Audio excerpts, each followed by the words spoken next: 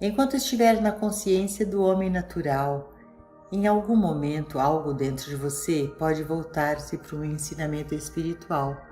E se esse ensinamento for o caminho infinito, você será conduzido não apenas através de alguns princípios da metafísica, mas também na prática de princípios que devem provavelmente resultar em meditação.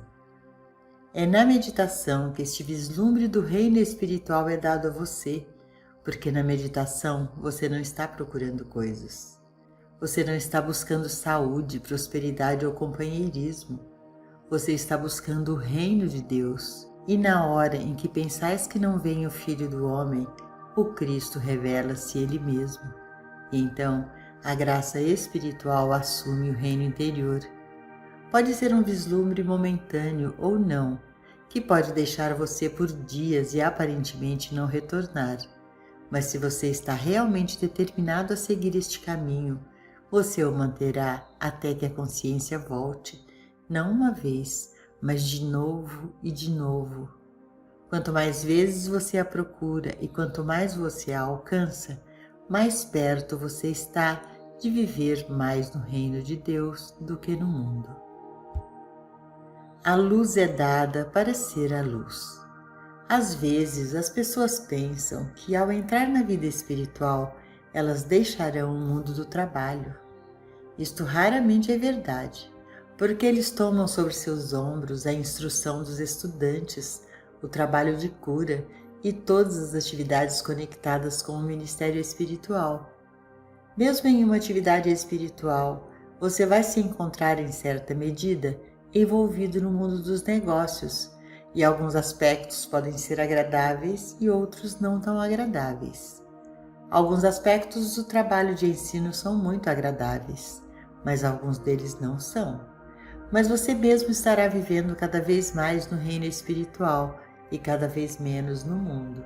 Seja agradável ou desagradável, fará alguma diferença para você. Toda pessoa que atinge uma medida de luz tem que encarar uma séria questão. Deus foi tão bom para mim que me deu esta luz espiritual e todas as grandes bênçãos que vieram até mim mesmo no plano humano, mas para o meu benefício somente? Ele tem feito isso só para mim? Ele quer me configurar como seu filho especial para receber favores especiais, para que o resto do mundo possa dizer: oh, como ele é afortunado, ele tem a graça de Deus. É isso? Então surge a resposta: não. Não me foi permitido receber tudo isso por mim mesmo. Isso tudo é apenas para que eu possa ser uma luz para aqueles que ainda estão na escuridão. Isso tudo realmente não foi dado a mim por mim mesmo. E é fato que minha própria experiência tem sido assim. Quanto mais eu sigo, menos uso eu tenho de todo esse bem que veio a mim, porque estou tão ocupado com o trabalho que nem me dou conta de um lazer que nunca veio, e sei que isso não foi dado a mim para me divertir, mas sim para fazer de mim uma luz que ilumine os que ainda estão nas trevas e aqueles que ainda estão procurando um caminho. No começo, você se torna uma luz para alguns membros de sua família, seus vizinhos, amigos ou companheiros. Mas eventualmente você percebe que isso não é suficiente. Deus não pôs o sol nos céus para uma só pessoa. Ele está lá para os santos e para os pecadores, e igualmente para todos. Deus não enviou Jesus para o mundo apenas para os hebreus da Terra Santa, nem apenas para os cristãos que se tornaram seguidores dos discípulos, mas sim para que a mensagem espiritual do Mestre se tornasse universal e que a mente que estava em Cristo Jesus pudesse tornar-se a mente do homem. Eu não posso fazer nada, mas o eu dentro de mim pode fazer todas as coisas. Jesus disse: eu de mim mesmo nada posso fazer.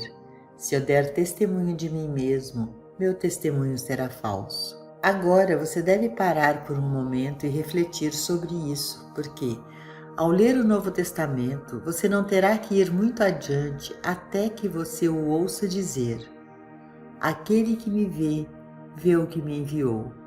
Eu e meu Pai somos um. Eu sou o caminho, a verdade e a vida. Eu sou a luz do mundo. Eu vim para que todos tenham vida. Tudo isso faz com que você tenha muito cuidado com o uso da palavra eu, para que você veja o que você realmente quer dizer quando você usa essa palavra. A mensagem do caminho infinito deixa claro o que foi perdido para a Igreja por 1700 anos. A verdade de que existe um eu humano que não pode fazer nada e há um eu divino dentro de você, através do qual você pode fazer todas as coisas. Você deve saber que há um eu chamado Joel e há um eu chamado você, mas nem você e nem Joel atingiram a plenitude. Joel é suscetível de cometer erros. Joel pode eventualmente se aborrecer. Joel às vezes gosta de uma boa refeição, mas este não é o eu que é o professor espiritual e o revelador. Esta é a parte da minha individualidade que ainda está no sentido pessoal, aquele mesmo do qual Jesus falou quando disse: eu de mim mesmo nada posso fazer. Mas uma vez que você faz esse mesmo reconhecimento, você pode dizer: ah, mas a minha individualidade, minha verdadeira personalidade é divina. Meu Salvador, meu Cristo, meu curador, meu provedor está mais perto do que a respiração dentro de mim. É o verdadeiro eu do meu ser. Quando você reconhece isso, você começa a retirar sua fé, esperança e confiança do mundo externo e dos seres humanos. Quando você for às urnas, você fará o seu melhor para ser guiado espiritualmente no seu voto. Mas você não colocará sua dependência, sua liberdade e sua paz em função de quem for eleito, seja seu candidato ou o candidato de outra pessoa. Você estará vivendo conscientemente no conhecimento desse eu dentro de você. Isto é rezar sem cessar, percebendo constantemente que o eu dentro de você é poderoso. Eu no meio de você é o pão, a carne, o vinho e a água da vida. A separação. Tudo isso nos leva a um ponto muito difícil de nossa jornada. Estamos tão acostumados a ler e ouvir as belas promessas bíblicas de um paraíso perfeito que às vezes esquecemos que há também advertências bíblicas que podemos ter ignorado. Estreita é a porta e estreito é o caminho que conduz à vida. Poucos que a encontram. Eu não vim trazer a paz, mas a espada, porque eu vim pôr em discórdia o homem contra seu pai, e a filha contra sua mãe, e a nora contra sua sogra. Nós pulamos essas passagens como se elas não fossem importantes ou não destinadas a serem levadas a sério. É claro que elas não devem ser tomadas literalmente, mas tenha a certeza de que Jesus sabia muito bem o que estava dizendo, porque a divisão está ocorrendo, e está ocorrendo no exato momento em que você começa a confiar no eu dentro de você e não em seus pais, filhos, tias, tios ou primos. Uma divisão ocorreu ali mesmo. Você foi separado da dependência das pessoas. Enquanto existirem dois estados de consciência, o material e o espiritual, sempre haverá uma divisão ou separação daqueles seus parentes que preferem permanecer na consciência material, mesmo que eles sejam seus próprios filhos ou pais. Nem por isso você deve sair de sua casa ou expulsá-los, mas haverá uma parede entre vocês, uma parede que significa falta de entendimento, e você vai realmente descobrir que o seu companheirismo, sua integridade e unicidade estarão com aqueles de sua morada espiritual, bem mais do que os da sua morada familiar. Nessa medida, haverá sim separação ou divisão. Tais experiências muitas vezes levam as pessoas a se afastarem do caminho espiritual. Como o Mestre disse, são poucos os que a encontram. A Escritura também diz: muitos são chamados, mas poucos os escolhidos. Fazendo a transição para a consciência espiritual. Se você examinar seus pensamentos honestamente, descobrirá que a razão de sua abordagem em busca de um trabalho metafísico ou espiritual, ao menos a primeira ou mais antiga, foi o desejo de melhorar as condições humanas, nada mais nem nada menos do que isso. Era uma maneira de conseguir uma saúde melhor, um sustento melhor, uma companhia melhor. E agora, para sua surpresa ou desânimo, você é confrontado com o fato de que justamente o oposto pode ter tido lugar. Você pode perder alguns de seus companheiros, algumas de suas amizades. Da mesma forma, na busca de saúde, às vezes, quando você está esperando para se livrar de uma condição indesejável, você pode descobrir que você tem 3 ou 4 delas. Elas estavam latentes em seu corpo ou na sua mente, e de repente você descobre doenças que nunca soube que tinha. No começo, você pode pensar que seu estudo espiritual trouxe isso, mas não foi o seu estudo espiritual que o trouxe, mas trouxe para a superfície tudo que estava latente na mente ou no corpo. E a atitude correta deve ser de gratidão, pois de outro modo essas coisas ficariam adormecidas lá, até que se preparassem para atacar. E agora, ao menos elas vieram à superfície, e através de seu estudo e trabalho, você terá a oportunidade de fazer uma transição de um sentido material da saúde para a consciência espiritual de totalidade.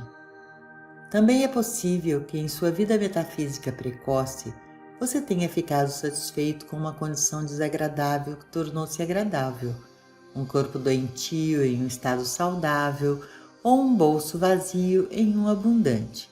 Mas ao permanecer no caminho espiritual, isso não mais poderá satisfazê-lo, porque você vai descobrir que não há fim para todas as necessidades materiais, sejam do corpo ou do bolso. Portanto, se você tentar evitar a transição para a integridade e plenitude espiritual, você simplesmente perceberá que os males da carne ou do bolso foram adiados. Então, eventualmente, você vem para aquela posição onde, através da consciência espiritual, você se eleva acima da ideia de boa saúde, bom sustento e boa companhia. Vivendo nessa consciência, quando você parar de se alegrar na saúde física, riqueza material ou felicidade humana, sempre voltando-se para dentro e lembrando que tudo isso é apenas a manifestação exterior de uma graça interior, você estará fazendo a transição para uma saúde que não é do corpo, mas da alma, e para o ponto em que o sustento não é dinheiro, mas tem sua fonte na alma. A única maneira que isso pode ser alcançado é pela realização do eu, o vinho da inspiração, o pão da vida, a fonte de harmonia espiritual que aparece exteriormente como o bem humano. Durante esse período de transição, você estará continuamente voltando-se para dentro, trazendo à lembrança este eu, o Cristo Ele mesmo. Chamamos isso de praticar a presença de Deus, percebendo Deus, a realização de Deus ou a autorrealização. Todos esses termos significam a mesma coisa. Eles significam que você está percebendo que há mais para você do que você pode ver no espelho, que há algo invisível, que é a parte mais importante da sua vida e do seu ser, porque a parte invisível é a fonte do visível. Amor e alegria, frutos da contemplação. Na meditação, você contempla a atividade espiritual e o ser que está dentro de você. Você contempla a graça de Deus que está estabelecida dentro de você e reconhece que Deus plantou seu Filho em você, que Deus é o seu único Pai e, portanto, que a sua herança vem do Pai. Mas não em virtude de você ser bom, uma vez que ela vem tanto para o santo quanto para o pecador, assim que a prontidão de recebê-la se estabelece. Isso é viver uma vida contemplativa, contemplando sempre o infinito invisível do seu ser, aquela cristandade do seu ser, o divino eu dentro de mim, sabendo que esse eu verdadeiro veio para que você possa ter vida e tê-la mais abundantemente. Tal contemplação traz um abandono do amor, do ódio e do medo do mundo externo. Então você pergunta: mas a gente deixa de amar? Amar indolentemente, sim, ou talvez você pare de amar no caminho errado e comece a amar no caminho certo. Muito do que o mundo chama de amor é baseado em um amor pelo corpo de uma pessoa. A satisfação que algumas pessoas recebem vem do corpo de alguém ou do bolso de alguém. Mas isso não é amar do jeito certo. Esse tipo de amor é muito insatisfatório e sempre chega a um fim. Mas quando o indivíduo começa a perceber a presença invisível dentro das pessoas, que é realmente a alma do marido, esposa, criança, amigo ou vizinho, então ele começa a perceber a mesma alma que está nele e o amor assume uma natureza inteiramente diferente. A parte animal do amor vai-se dando lugar a uma alegria que vem de dentro. Transição da humanidade para a cristandade. Assim é, então, que nesses dois mundos há sempre um você que comunga com a presença invisível que Jesus chamou o Pai interior, que Paulo chamou de Cristo. Na verdade, é o Espírito no homem. O mesmo Espírito que ressuscitou Cristo dos mortos também vivificará seus corpos mortais. E agora, onde está esse mesmo Espírito que levantou Jesus Cristo dos mortos? É na Terra Santa de 2000 anos atrás ou você tem que ir para a Terra Santa atualmente? Não. O mesmo Espírito que ressuscitou Jesus Cristo dos mortos está dentro de você. Você não entende, mas você o percebe, reconhece e deixa fluir. É sua presença na sua morada em sua consciência, seu reconhecimento dessa presença dentro de você, sua comunhão com ela em seus momentos silenciosos, que cada vez mais se manifestam. Foi nesses momentos de união consciente com Deus que Jesus pôde dizer: aquele que me vê, vê aquele que me enviou. Eu e meu Pai somos um. Nesse estado elevado de consciência, Jesus estava ausente e somente Deus, o Divino Eu, estava presente e falando. Quando ele diz: eu vim para que todos tenham vida e para que a tenham mais abundantemente. Não estava falando como homem, mas como Deus, em sua divindade, elevou-se acima de sua humanidade. Em sua divindade, elevou-se acima de sua humanidade. Há aqueles que, por meio dessa comunhão, alcançam a experiência definitiva da união consciente com Deus, e assim erguem-se em sua condição divina acima de sua humanidade. Mas assim como o Mestre, a experiência não é, no entanto, contínua, como se fosse durar a vida inteira. É um estado intermitente que pode acontecer agora e ir-se amanhã. Houve momentos em que Jesus estava tão abatido que queria se afastar por 40 dias, ou tão desanimado que teve de pedir aos discípulos que orassem com ele. Certamente Jesus não estava em sua divindade naquele momento no Getsemane, quando ele pediu que os discípulos permanecessem acordados com ele e esperava que suas orações elevassem seu estado de consciência. Em meditação, eleve seu ser em sua real identidade. Nossas meditações para alguma outra pessoa, e até mesmo o que chamamos de tratamento, não têm o propósito de curar alguma doença ou privação. Elas têm o propósito de elevar a pessoa em sua cristandade, para além de sua humanidade, onde não há pecado, doença, morte, falta ou limitação. Quando você permanece em sua cristandade, você pode olhar para fora e dizer: o que te impediu? Porque você não vê nenhuma razão, nem mesmo para que o paralítico não possa andar. É em sua cristandade que você pode comandar aos cegos a abrirem seus olhos. Isso você não pode fazer em sua humanidade, porque nada acontecerá. A maioria dos trabalhos de cura realmente ocorre quando o praticante, através de meditação profunda, eleva-se para fora de sua humanidade em sua cristandade. Quanto mais anos uma pessoa trabalha como praticante e professora espiritual, mais horas do dia ou da noite ele estará em sua cristandade e, portanto, menos tratamentos específicos ele precisará ministrar. Isso nos leva a uma parte importante da meditação do caminho infinito. Nunca direcionamos nosso pensamento para fora, para uma pessoa ou para uma condição. Dirigir o pensamento é um processo inteiramente mental e seu objetivo é realmente a sugestão. Isso não quer dizer que algumas pessoas não possam ser curadas por sugestão, pois elas podem e são. O que estamos dizendo é que isso não faz parte da prática do caminho infinito, porque viola um dos princípios básicos do caminho infinito. A mente humana pode ser usada para o bem e para o mal, e a mente humana pode cometer erros, mesmo com intenções honestas. Portanto, não queremos que a mente humana entre na nossa prática espiritual ou no nosso relacionamento com os alunos.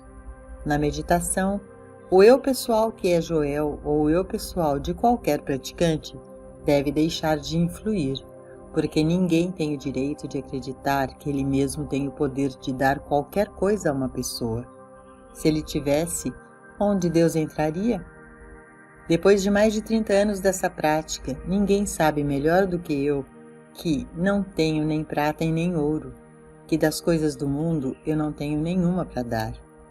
Só existe uma coisa que eu ou qualquer verdadeiro mestre espiritual tem, e isso é uma compreensão da natureza do eu, do infinito eu invisível.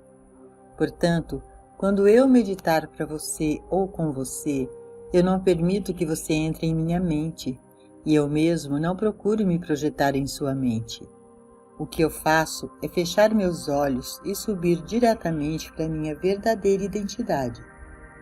Eu quero comungar e ser um com este eu que eu verdadeiramente sou, e com um ouvido receptivo e minha atenção centrada no infinito invisível, eu me aquieto em silêncio. Então o Espírito de Deus se revela, e porque uma pessoa trouxe a si mesma a minha consciência, ela recebe os frutos da meditação. Vamos ver como funciona. Pode haver uma pessoa fisicamente doente, e por conta do meu retiro dentro do eu, mantendo a serenidade, meu ser, sabendo que eu sou Deus e permitindo que eu seja Deus, essa pessoa pode receber uma cura física.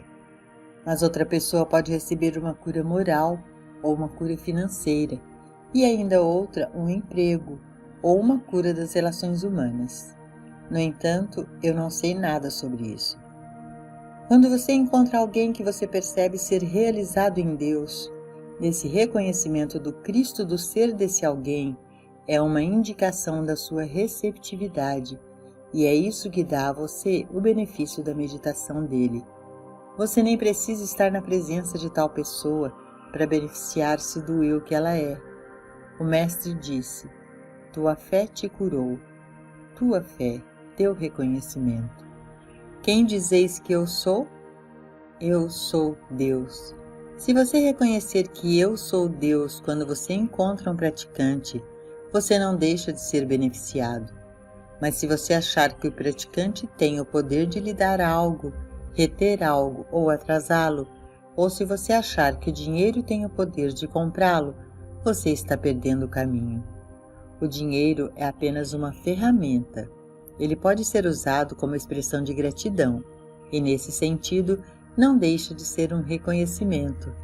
Mas ele não vai comprar qualquer coisa. A única coisa que vai comprar qualquer coisa de natureza espiritual é o seu reconhecimento do eu, seu contato com o eu, com alguém que em alguma medida atingiu a vida de Cristo, alguma realização do Cristo do seu ser, da natureza do eu que ele é.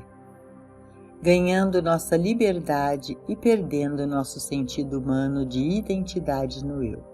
Quando você entende que Jesus usou a palavra eu de duas maneiras diferentes, você começa a perceber que o segredo de sua missão era revelar que eu sou Deus, o eu que está dentro de você, o eu que é a própria natureza e caráter do seu próprio ser. Você é realmente o Filho de Deus em sua identidade espiritual. enquanto que esse eu exterior que se chama Maria, Jim ou Joel é o filho pródigo que trabalha seu meio de voltar à casa do pai, até que finalmente ele não repete mais o seu nome, e então ele diz, eu. De uma forma ou de outra, todos perdemos o sentido de apego que nos fez orgulhosos de pertencer a esta família ou aquela, ou a este ou aquele país, a esta ou aquela raça ou religião. Perdemos tudo justamente em proporção à realização dessa palavra eu, porque o eu em mim é o mesmo eu em vocês. Se há somente um Pai no céu, você e eu somos irmãos e irmãs, e tão logo despertemos para isso e comecemos a agir desta forma, tanto mais cedo nós traremos a nossa própria emancipação e também a liberdade daqueles que estão ao alcance de nossa consciência. Através da realização do infinito invisível dentro de você, você se liberta deste mundo. Você não perderá seu amor por seus pais ou seus filhos, mas seu amor será de uma natureza diferente. Você não será escravo desse amor, e você não vai mantê-los amarrados por ele, mas ainda você provavelmente irá contribuir com mais dinheiro para a benevolência e caridade no mundo, ainda que talvez tenha menos simpatia e piedade do que antes, porque enquanto você ajuda seu próximo, você perceberá em seu nível de consciência que aquele a quem você ajuda não precisaria ser pobre ou escravizado. Pobreza e escravidão são estados de ignorância. Qualquer pessoa que desperte para a natureza do eu, sua verdadeira identidade, deve tornar-se livre do pecado, livre da doença, livre de privações. Se ao fechar os olhos em meditação ou prece, você pensa em pessoas, é favor lembrar que você pode estar transferindo o bem ou o mal para essas pessoas, e às vezes o mal sob o nome de bem. Mas se você realmente deseja ser uma bênção para este mundo, para sua família, seus vizinhos, seus alunos, não permita que o pensar humano entre em sua mente, porque esse é o pensamento do pequeno eu. Nessas condições, mesmo as melhores intenções podem ser equivocadas. Aquiete-se e saiba que o eu no meio de você é Deus. Deixe esse eu fazer o trabalho. E então, a mensagem que seu amigo, parente ou aluno recebe vem diretamente de Deus, trazendo o testemunho do próprio Espírito. E então haverá paz e harmonia.